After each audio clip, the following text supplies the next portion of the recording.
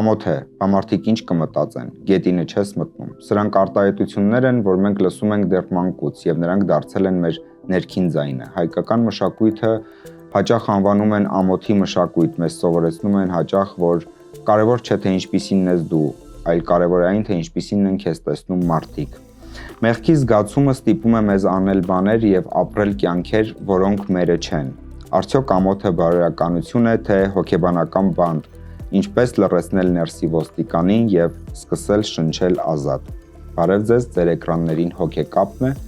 Ես այսօր զրուցելու եմ հոգեբանական գիտությունների տեխնացու հոգեբան Լիլիթ Խաչատրյանի հետ։ Բարև ձեզ, Տիկին Խաչատրյան։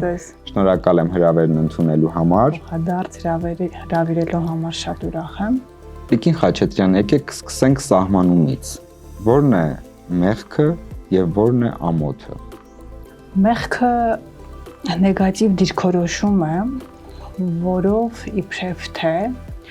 անձը իր արարքի պատճառով կամ ոչ արարքի պատճառով վնաս է հասցրել դիմացինին։ Այսինքն ես սխալ բան արեցի։ Սխալ բան արեցի կամ չարեցի, դրա համար դա պատահեց դիմացի մարդու հետ, որը որ բավականին տանջող զգացում է իրականում եւ եթե սա չի հաղթահարվում, հոգեբանական բազմաթիվ խնդիրներ է իր հետևից բերում։ Մեղքի զգացումը ուղղված է արարքին, այսինքն դրանով որոշվում է իմ արարքը ինչպիսին էր։ Իսկ ամոթի զգացումը կրկին ներքին դիրքորոշում է, որով որ պայմանավորվում է, թե ես ինչ արեցի, որի պատճառով իմ եսը ամբողջությամբ դարձավ վատը։ Այսինքն մարդը իր ապրած ամոթի հետևանքով ունենում է նեգատիվ ես ինքնընկալում։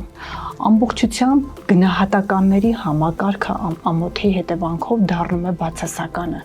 եւ սա կպտում է մարդու ինքնությանը։ Այսինքն ես արեցի դա մի բան, վատ բան, որը որ որոշում է իմ ինքնությունը։ Ես սխալ եմ, ես վատն եմ։ Ես վատն եմ։ Ես վատ բան արեցի, ուրեմն ես այդպիսինն եմ, որը որ որոշում է մարդու ինքնությունը։ Այսինքն, եթե ես երբևէ դա արել եմ, ուրեմն ես այդպիսինն եմ։ Սա շատ կործանարար զգացում է իրականում, բայց իհարկե ամոթի ավելի առողջ ստրուկտուրան, մեխանիզմը այն է, երբ որ մարդը անում է որոշակի մի բան եւ հասկանում է, որ խախտում է հասարակական նորմերի, վարքերի, բարքերի եւ հնարավորություն է ունենալ որոշակի զգացում, որի հետևանքով շտկել իր սեփական վարքը կամ արարքը։ Իսկ արդեն որպես այդպիսին հիվանդացած ամոթի զգացման դեպքում այլևս մարդը ունակ չէ շտկելու, կրում է որպես ինքնության մի մաս, որ դա արել եմ ու վերջ, ես դրա տակից չեմ կարող դուրս գալ եւ ամբողջ կյանք կարող է իր հետ տանել այդ ամոթի զգացումը։ Հայկական իրականության մեջ որն է ավելի դոմինանտ, մեղքի զգացումը թե ամոթի զգացումը։ Իրենք իրար մոտ են, բայց եւ այնպես շատ տարբեր են իրարից։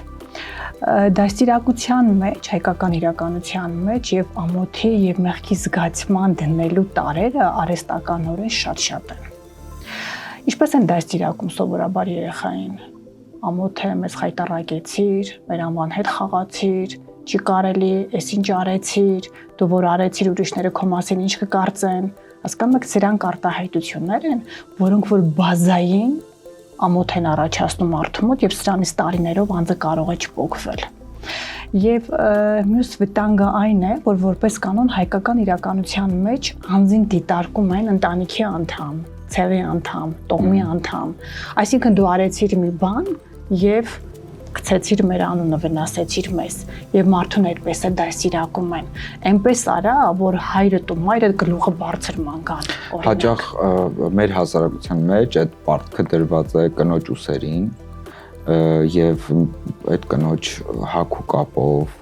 պահվածքով, ապրածով որոշվում է մի ամբողջ գերդաստանի պատվի հարց, չէ՞։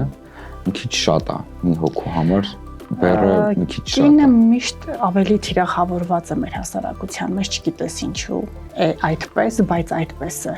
Եվ կնոջ նկատմամբ հասարակական նորմի, պահանջի մակարդակը բավականին բարձր է, միևնույն ժամանակ կինը այո պարտավոր է զոհաբերել ամեն բան։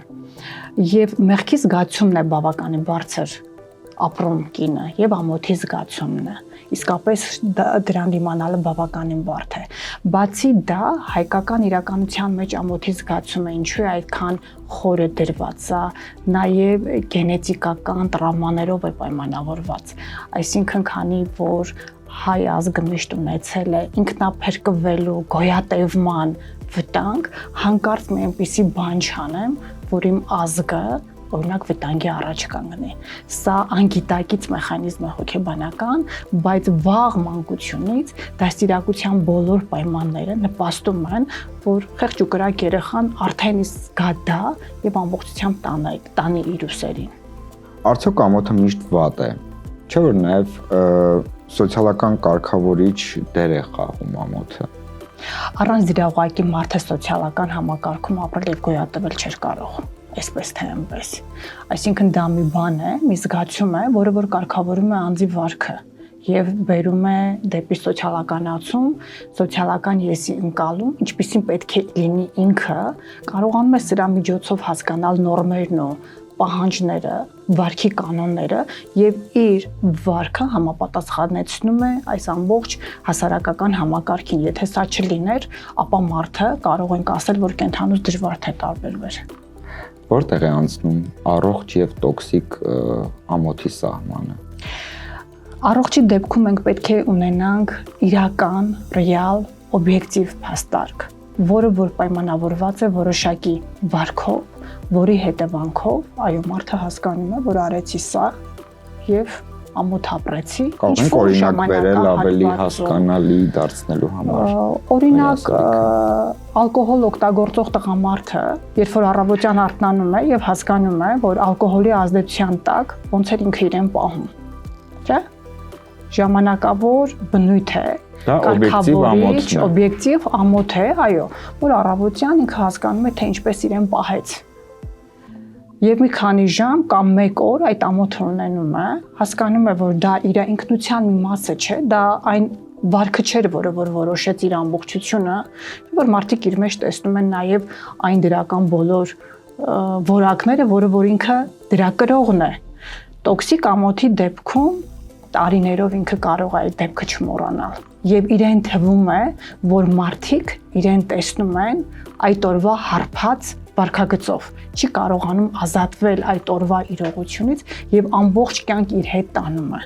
Այդ միտքը, այդ կյանքի դրվագ անընդհատ հետ է գալիս, անընդհատ գալի, այո, պատտվում է եւ նևրոտիզացիայի է տանում արդեն մարդուն։ Կրկնությունները շատ են, կպչունությունը շատ է եւ իր ամբողջ վարքը որոշվում է այդ մեկ իրողությամբ։ Մարդը կարող է մեկուսյանալ, մարդը կարող է ընկերներից հրաժարվել, աշխատանքից հրաժարվել, նույնիսկ իր մարմնային կառուցվածքն է փոխվում, հա, այդ զգացողության տակ։ Օրինակ գլուխը կախեք հայլում, աչքերը անընդհատ գետնին է նայում, ուսերի ձևն է փոխվում, ձայնն է փոխվում, դողքը անընդհատ մարմնում, ձեռքերում, սա արդեն տոքսիկ կամ նևրոտիկ ամոթի մասին է խոսում։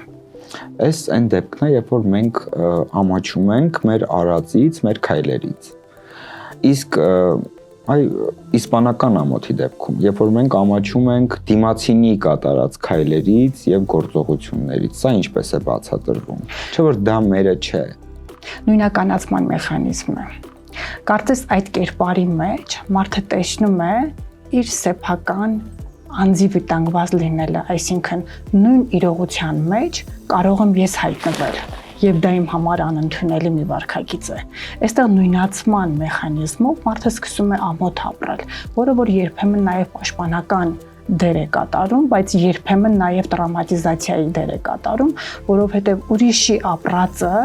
ուրիշի հետ կատարվածը ապրում է այնպես, կարծես իր սեփական փորձառնությունն է։ Չի կարողանում տարանջատել իր սեփական կյանքը դիմացի կյանքից եւ այստեղ իհարկե մենք ունենում ենք կրկին նևրոտիզացված ամոթ, որը որ անընդհատ է։ Ամոթ բառը կարծես մեր դաստիարակության անբաժան մասը լինի։ Մենք նույնիսկ փողոցում կարանք տեսնենք, որ երեխային սաստելով ասում են ամոթ է բում, ջաջան կնայի, ջաջան կտեսնի, թե դու ինչպես ես քեզ պահում, հա։ Մենք դրանով վախեր չենք սերմանում, վախերի սերմերը չենք դնում ապագայի համար։ Իհարկե։ Որ երբ որ ինքը կմեծանա, արդեն հասարակությունից վախեր կունենա։ Այստեղ ամենաճիշտ տարբերակը միշտ հոգեբանությունը սրա մասին է խոսում։ Երեխային ցույց տալ սեփական արարքը, որքանով էր ընդունելի կամ որքանով էր վնասարար։ Հենց այդ բառը օգտագործելը, որ ամոթ է, երեխան հասկանում է, ընկալում է դա որպես մի բան, որտեղ որ ինքը ամբողջությամբ որպես կերպար վատն է, որպես կերպար ինչ որ զգացում է ունենում, որը որ կործանարար է, եւ երեխան ուզում է այդ պահին փախնել, չերևալ, անհետանալ եւ սուիցիդների մեծ մասի տակ իրականում այս ամոթի զգացումը թաքնված է, որովհետեւ մարդը գնում է այդ քայլին ոչ թե որ նրա ցանկությունն է ինքը մահանա, այլ ուղակի անեյանա, չերևա, հասկանում եք, ինքը բավականին ծանր ապրում է ըստ էության եւ հույզերի մեջ ամենակործանարարն է եւ պաթոլոգիաներ կամ կլինիկական հիվանդություններ առաջացնող զգացումն է, որովհետեւ սա ուղղված է ամբողջական մարդու եսին։ Նույնիսկ տեսեք, այս զգացումը մարդիկ ունեն տարիներ շարունակ իրենց մեջ պահած, ամաչում են սրա մասին նույնիսկ խոսել, որովհետեւ ամոթը այնքան ուժեղ է, այնքան տրավմատիզացված է իրենց կպած, նույնիսկ խոսելուց են իրենք ամաչում։ Դա արտաբերելն է դժվար եւ սովորաբար թերապիայում էլ է այդպես, երբ որ անձը գալիս է եւ ունի թաքնված ամոթ, որի մասին ինքը չի ցանկանում խոսել կամ չի ցանկանում դուրս բերել, մենք պետք է ստեղծենք համապատասխան միջավայր, որ ինքը կարողանա առանց ամոթ ստեղծելու միջավայրի դուրս բերել իր ներքին ամոթը աստիճանաբար։ Եթե նույնիսկ թերապիայի ժամանակ մենք աշխատանքի ընթացքում ասում ենք, կարծես մի բան է, որը որ ամոթ է առաջացրել, շատ վտանգավոր արտահայտություն է։ Կրկին մարդուն ստիպում ենք ամոթ զգալ, որը որ իր համար շատ կործանարար է։ Եվ տեսեք, շատ դեպքերում այս ամոթի զգացումը այնքան անտանելի է, որ մարդը ամբողջապես փորձում է մերժել։ Չի փորձում եւ ուժը չի ներում դեմ առ դեմներ հայել եւ տեսնել իր սեփական թերությունները կամ այն զգացողությունը, որը որ ինքը ապրում է։ Սրա հիմքով է ձևավորվում շատ դեպքերում նարցիսիստական խանգարումը։ Երբ որ մարդը գնում է այն ճանապարհով, որ ցույց տա, ես ամենալավն եմ, ամենավիթխարին եմ, կատարյալն եմ, ես ոչ ոքի հետ չեմ համեմատում, բայց իրականում սա փոխակերպում է։ Իրականում այս մարդիկ ամենից շատը ունեն օգնության, գովեստի, խրախուսանքի, սիրո եւ ջերմության։ Ուղղակի իրենց մոտ փոխակերպվում է այսպիսի դրսևորմամբ։ Մի քիչ էլ եւի պերֆեկցիոնիզմ ունի, չէ՞ դա իր մեջ, որտեղ մարդը ուզում է ապրի կատարյալ, որ հանկարծ ամոթ չլինի։ Այո, եւ անընդհատ ձգտում է կատարելության, ինքնազարգացման, մի կերպարի ձևավորման, որը որ ամենան է, յուրօրինակն է, յուրատիպն է, բայց այդպես չի լինում։ Իրականում, այո, մեր ծնողական դաստիարակության հիմնական նպատակներից պետք է դառնա այն, որ մենք երեխային հենց վաղ տարիքից սովորեցնենք գործ ունենալ սեփական սխալների հետ, սեփական թերությունների հետ։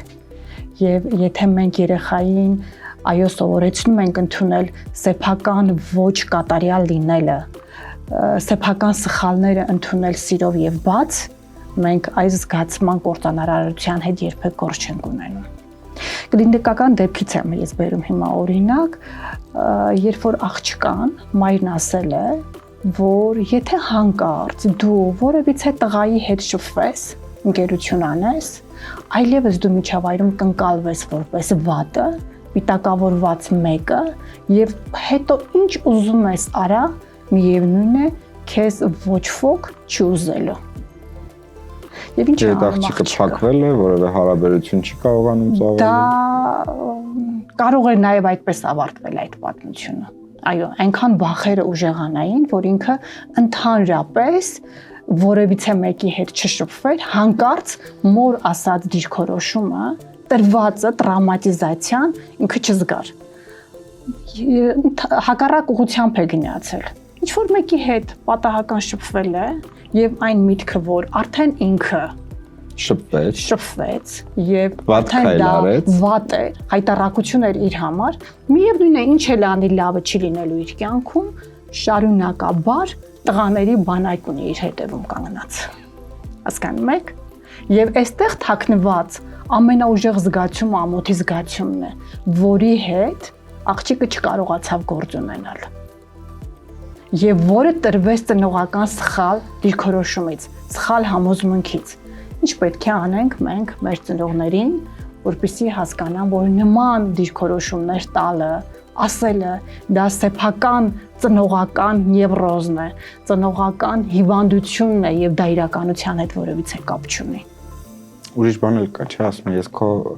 ես քո համար մազերս եմ սպիտակացրել։ Ես քո համար ամեն ինչ արել եմ։ Ամբողջ կյանքի համար ծմահ պարտքի զգացում է առաջացնում եւ մի տեսակ այս հարաբերությունները առհասարակ ծնող-երեխա առանց պայմանների, առանց պայմանականությունների հարաբերություններ են, չէ՞, այնտեղ մենք չենք հաշվում, որ այ ծնողս 2 անգամ արեց, ես 2 անգամ վերադարձնեմ, ես 3 անգամ արեցի, ծնողս 2 անգամ սիրո նման է շատ, չէ՞։ Ու այս տեսակ արտահայտությունները մի տեսակ առևտրային են դարձնում այդ հարաբերությունները։ Մենք սկսում ենք առուծախի վերածել։ Դարձնում են առևտրային եւ արդյունքում դժում է հոգեկանը։ Հոգեկանը բազային հավաքում է նման հարաբերության մեջ եւ ամոթը եւ մեղքի զգացումը։ Այսինքն այսքան բան իմ ծնողն արել է ու ես հանկարծ իրականացնեմ իր սպասումները։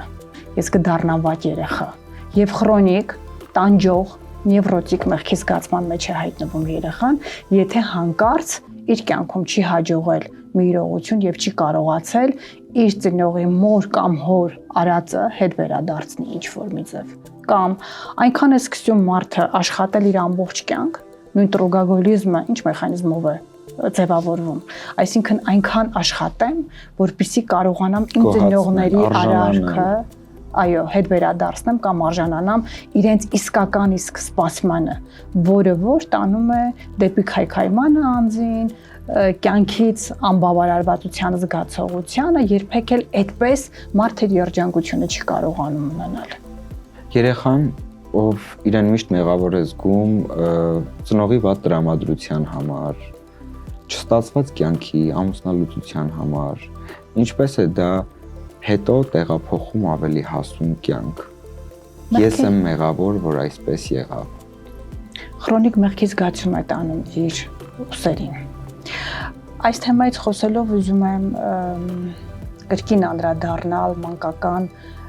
տրավմատիզացիաներին, որտեղ որ օրինակ նույն բռնության պայմաններում կամ նույն ծնողական որևիցե ոչ գոհունակության պայմաններում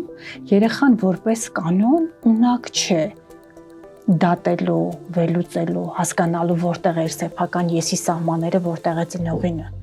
Եվ այս տահած զգացողության մեջ վերահսկողության կորցնելու, վախի, տագնապի, ինչ-որ սխալի վրա բռնվելու այս զգացողության մեջ մշակում է իր մեջ մի զգացում, որ մեղավորը ես եմ։ Այսինքն, քանի որ ծնողը երեխայի համար ուժն է, պաշտպանությունն է, կայունությունն է, անվտանգությունն է, այդ ամբողջը ծնողին է պատկանում, երեխան դժվարանում է այդ իրողության մեջ, որտեղ որ օրինակ կա բռնություն, գիտակցելու եւ սխալը մեղքը դնելու ծնողի վրա, որ օրինակ ինքը ջղայն է, որ օրինակ ինքը չար է, կամ եւ այլն։ Ավտոմատ կերպով մշակվում է մի զգացում, որ մեղավորը ես եմ, որ ես ինձ վատ եմ զգում։ Մեղավորը, որ ես եմ, որ իմ ծնողը այսպես բարկանում է։ Մեղավորը ես եմ, որ այս տան մեջ մի բան չի կատարվում։ Եվ սա ամբողջ կյանք երեխան տանում է իր ուսերին ցանկացած իրողության մեջ, նույնիսկ միջավայրում, եթե մի փոքրիկ կոնֆլիկտ է լինում կամ անհամաձայնություն, իրեն թվում է, թե իր մեղքի բաժինը այստեղ կար։ Կամ մի բան չի ստացվում ամուսնու գործերի մեջ, իրեն թվում է, թե ինքն էր մեղավոր։ Կամ հարաբերությունների մեջ, երբ որ իրեն թողնում են, նույն ամուսնական կյանքում, իրեն թվում է, թե մեղքը իրենն էր, որ իրեն թողեցին։ Ինքն էր վատը։ Միշտ այս զգացումը ամբողջ կյանք որպես կանոն ուղեկցում է մարդուն։ Ինչպես է մեղքի վախը դարձնում մեզ հարմարվող։ Որտեղ է այդ սահմանը, որտեղ մենք սկսում ենք այլևս ոչ չասել, երբ ինչ որ բան մեզ դուր չի գալիս, ինչ որ քայլ, ինչ որ արարք, բայց մենք անում ենք դա։ Երբ որ մարդը կայուն արդեն մեխանիզմը իր մեջ մշակել, որ հանկարծ չլինի, որ ին պատճառով դիմացինը երբևէ իրեն վատ զգա։ Եվ իրեն թվում է, թե կյանքի, աշխարհի, երկրագնդի բոլոր իրողությունների մեջ ինքը ունի անելիք, ինքը հավատում է իր սեփական ուժերին, արժեզրկում է, որ դիմացինից է դա կախված։ Եվ օրինակ, իրեն թվում է, եթե ես հանկարծ մերժեցի ու ասեցի ոչ, իր հետ մի վատ բան տեղի կունենա, կամ ինքը իրեն վատ կզգա, որի պատճառը ես եմ։ Այստեղ անձը պետք է շատ լավ հասկանա, որն է իրենը, որն է դիմացինը, որտեղ է իր վերահսկողությունը, որտեղ է դիմացինի վերահսկողությունը, որտեղ է իր պատասխանատվությունը կամ վլաստը, ղեկավար ուժը, որտեղ է դիմացինինը։ Եթե կարողանում է մարդը հասկանալ, եթե իհարկե սա արդեն նևրոտիզացված մեղք չէ եւ արդեն պաթոլոգիա չէ, ինքնուրույնաբար կարողանում է հասկանալ եւ այդ սահմանը գծում է, շատ արագ դուրս է գալի այդ վիճակից։ Իսկ եթե ոչ, միայն հոգեթերապիան է օգնում այստեղ։ Ինչպես փոխել ներքին մենախոսության տոնայնությունը։ Մենք շատ հաճախ շատ ավելի դաժան ենք ինքներս մեր հանդեպ, քան դիմացինին։ Նման իրողություններում պետք է հարց տալ եւ պատասխան լսել։ Այս ներքին մենախոսությունը ով է։ Ես եմ, հայրս է, մայրս է, հարևանն է, տատիկն է, պապիկն է, ուսուցիչն է, ով է։ Որպես կանոն, այս դաժան մենախոսության մեջ միշտ կա մեկը, ով իշխողն է, ով ժամանակին դաժան եղողն է, եւ այդ ձայնը դարձել է ներքին երկխոսություն։ Դահիճ, որը որ չունի սահմաններ, որը որ չունի խիղճ եւ կարծես շատ ուժգին անընդհատ պատժի համակարգում է պահում։ Սա կրկին ձևավորվում է վաղ մանկության տարիներին, երկարատև տրավմատիզացիաների ընթացքում, որտեղ որ վնասվում է ներքին ես կոնցեպտը, դառնում է նեգատիվ ես կոնցեպտ։ Մենք ասում ենք, որ դեպրեսիան դա դեպի ներս ուղղված ագրեսիան է։ Արդյոք այդ ագրեսիան ծնվում է անվերջ մեղադրանքներից, ինքնամեղադրանքներից։ Անուժությունից կարող եմ ասել, այո։ Այսինքն այստեղ դեպրեսիայի կլինիկական նկարագրության մեջ շատ գործոններ կարող եմ քննարկել եւ այստեղ հույզերի դուրսբերման վախն է, նույն օրինակ զայրույթի զգացումը, երբ որ մարդը ունի հարաբերությունների մեջ եւ վախենում է առհասարակ դա բարձրաձայնել, որտեղ իրեն թվում է նույն զգացումը, որ դա ամոթ է կամ ես կդառնամ մեղավորը, ես կդառնամ վատը, դրա արդյունքում ինձ կլքեն, դրա արդյունքում ինձ չեն սիրի եւ այո, սա մի վիճակ է, որտեղ որ բոլոր հույզերը մեռնում են, բոլոր մարդու ներքին ռեսուրսները կարծես մահ են ապրում եւ մարդը ֆիզիկապես կա, բայց հոգեբանորեն ինքը դադարում է գոյություն ունենալուց։ Կարող է արդյոք քրոնիկ մեղքի զգացումը առաջացնել ֆիզիկական խնդիրներ։ Իհարկե։ Ինչպիսի խնդիրներ կարող են առաջանալ։ Հոգեսոմատիզացիայի բազմաթիվ դրսևորումներ։ Սրտխփոցներ, ընկճվածության զգացում, դող, մի տեսակ ծանրության զգացում մարմնի տարբեր հատվածներում, ցավային զգացողություններ, ինչու ոչ նաև որոշակի հիվանդություններ, եւ մեղքի զգացումը եւ ամոթի զգացումը երկարատևության, չբուժվելու եւ նևրոտիզացիայի հետևանքով կարող են հանգեցնել մի շարք խնդիրների։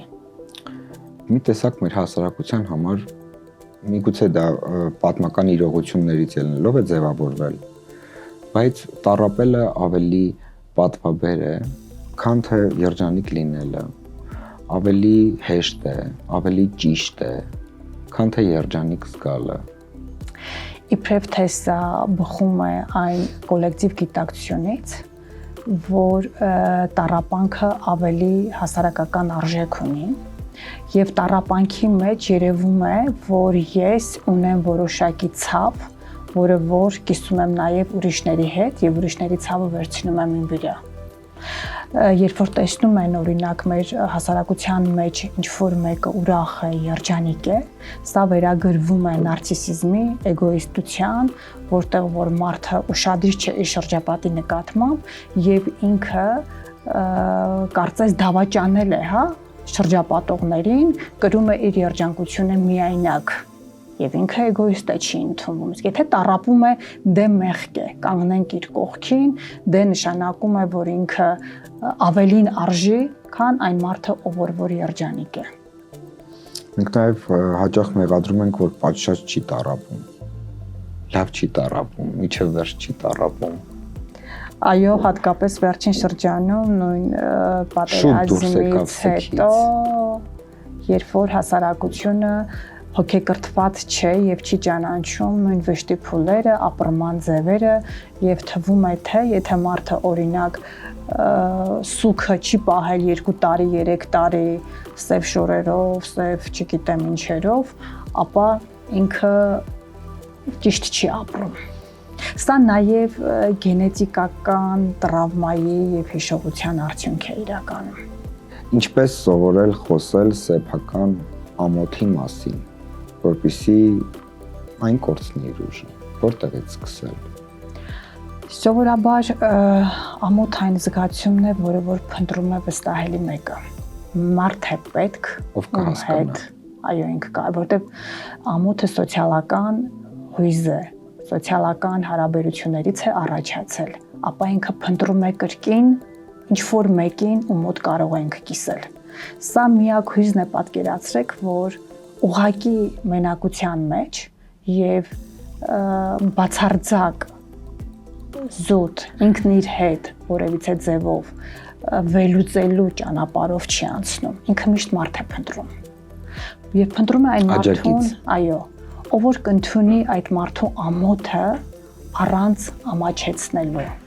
առանց այդ ամոթի զգացումներին ամոթ ավելացնելու,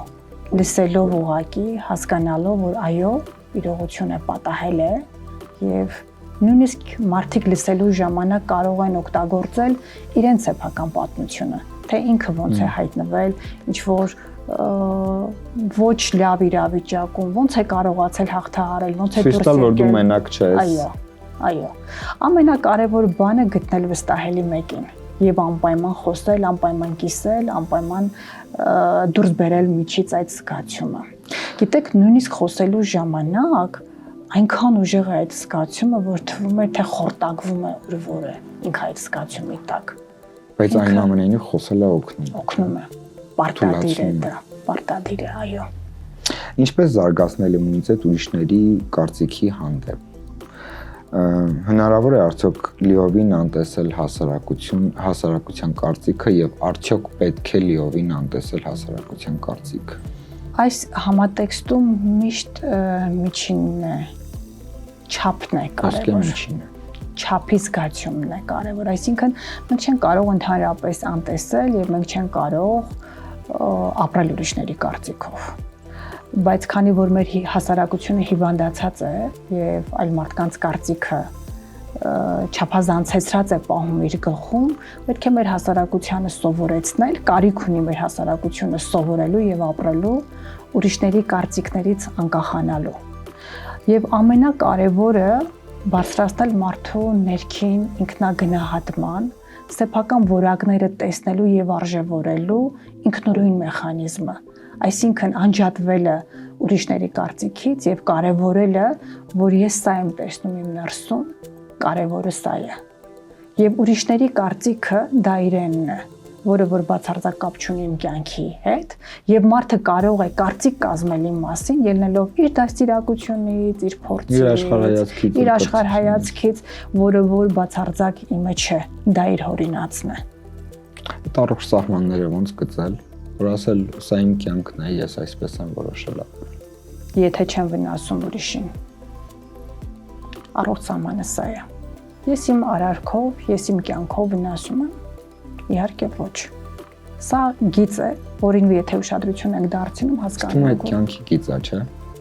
Այո։ Իրավունքում էլ է տենց, իմ իրավունքները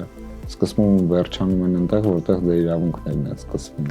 Եվ հետո հասարակության կարծիքը ինքը շատ բազմաշերտ է։ Նույն իրողության նկատմամբ հազարավոր շերտեր կտեսնես, կարծիքներ, որոնք որ մեկը մյուսի հետ բացարձակ կապ չունեն։ Եվ դա նորմալ է։ Եվ պետք է մի բան էլ հասկանանք, որ առանց քննադատության, առանց մերժման,